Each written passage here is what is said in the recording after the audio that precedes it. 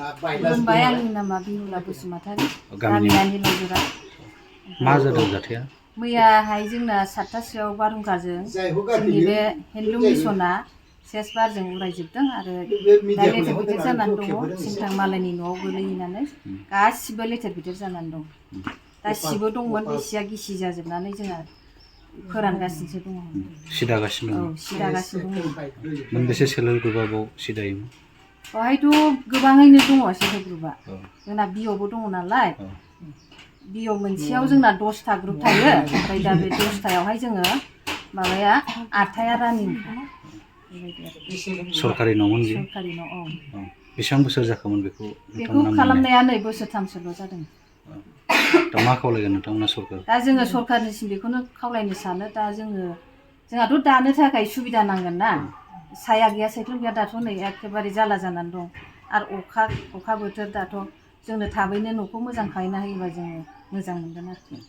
माबायदि लुदोंमोन बे न'खौ नोंथांमोननि न'खौथ' लुनायाव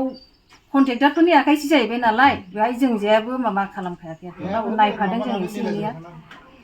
मालाय गावसिनि बायदि लुनानै गालांबाय माथो खालामबावनो मोजां जादोंना जायाखै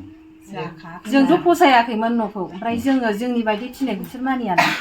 बेबायदि जादों आरो बारहुंखा बारदोंब्लाबो नुनो मोनदों जों बिफां लाइफां बायाखै खिन्थु बे न'आल' बायदों न'आल' बायदों दा बेनो जानानै दं बेसेबां मा खहा जादों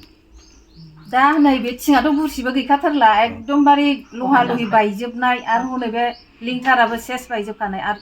न'आ हनै मालायनि न'आव थाइजौ बिफाङाव गोलैहैनानैसो थाबथानानै दं नङाबा बे न'आ न'खरनि मानसिया सेस जाजोबबायमोन सिबो दङ औ आरो सियाबो सि दाफुनायावनो सेस सिजोबखाबाय अखाजोंनो थाथसालाबो मोनसे मोननै नस्थ' जाजोबदों हनै आरो जेकाट मेचिन दङ बेबो अखा सिजोबबाय गासैबो मोजां जानाय नंलादां हायाबो प्लास्टार होबाबो मोजां जागौमोन आरो हाबोथ' हा हनै उरि गोजा